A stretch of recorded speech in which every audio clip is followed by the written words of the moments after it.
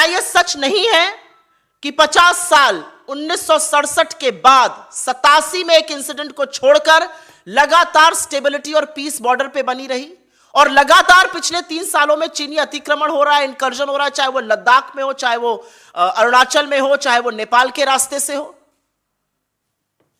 क्या यह सच नहीं है कि यूपीए गवर्नमेंट ने एक्टिव इंफ्रा पॉलिसी और रोड्स टनल्स बनाने के लिए 2006 में पॉलिसी बनाई थी और यह श्याम सरन टास्क फोर्स 2006 में बना था और बहुत सारी चीजें इसकी 2014 तक खत्म हो गई थी?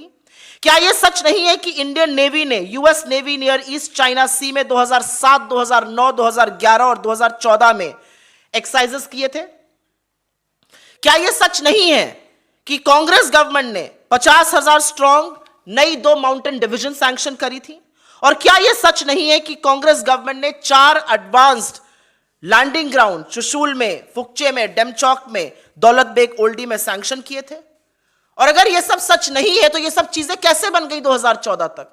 2014 तक तो ना आप थे और ना आपके आका थे। तो झूठ बोलना कूटनीति का तंत्र नहीं हो सकता है। आपने भारत की फॉरेन पॉलिसी को एक कारोबारी को कारोबार दिलाने के लिए, जिसको आप अपने साथ अपने हवाई जहाज पर लेके घूमते हैं, अलग अलग देशों में जाते हैं, चिरौरी करते हैं, भैया इनको कारोबार दे दो। आपने भारत की फॉरेन पॉलिसी को कारोबार दिलाने के लिए, और दूसरा आपने भारत की फॉरेन पॉलिसी को फोटो अपॉर्चुनिटी, कभी शहनाई सुनते हुए, कभी झूले पर पींग लगाते हुए, कभी लाल शर्ट में अपना खाना छोड़ के लपक के जी हजूर करते हुए आपने भारत की कूटनीति को उस पर रिड्यूस कर दिया है। और इसी के कारण मैं कहती हूं कि आप भारत के सबसे ज्यादा फेल्ड फॉरेन मिनिस्टर हैं। और बिना तथ्यों के नहीं कह रही हूं, मेरा आपसे कोई भी निजी झगड़ा नहीं है, मैं आपके ऊपर कोई निजी आक्षेप नहीं लगा रही हूं, लेकिन हां, मैं ये जरूर कहती हूं कि आप इस देश के सबसे फेल्ड फॉरेन मिनिस्टर हैं। तो मेरा अपना मानना है, आप G20 करिए, आप तमाशे सारे करिए, लेकिन इस देश की भूभागीय अखंडता, इस देश की आर्मी, इस देश के शौर्य और पराक्रम के साथ खिलवाड़ मत कीजिए, जो आप लगातार कर रहे हैं।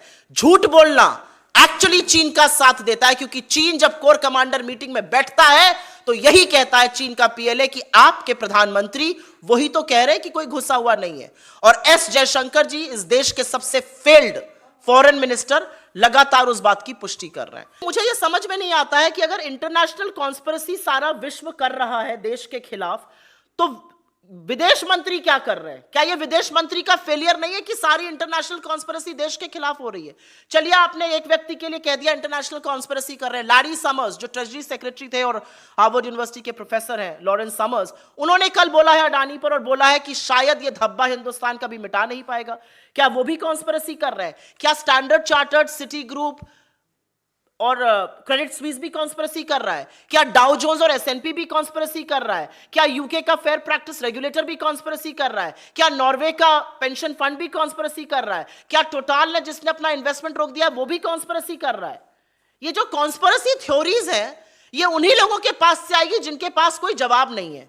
और कल जयशंकर जी ने बात करी कि लोग इन्वेस्ट करते हैं रिसोर्सेस को नैरेटिव शेप करने के लिए, और पूरे सर्वसम्मान से मैं इसको राजनीतिक रखना चाहती हूं, व्यक्तिगत आक्षेप नहीं लगाना चाहती हूं। लेकिन आपके पुत्र एस्पन इंस्टीट्यूट में थे, जहां पर जिनका आपने नाम लिया, जॉर्ज सोरोस जी की कंपनी ने खूब फंडिंग करी है। आपके पुत्र लोई इंस्टीट्यूट में थे, आपके पुत्र ब्रुकिंग्स में थे, आपके पुत्र तमामों ऐसे इंस्टीट्यूट में, जर्मन मार्शल फंड में थे। इन सब की फंडिंग फिलैंथ्रोपिक फाउंडेशंस करती हैं।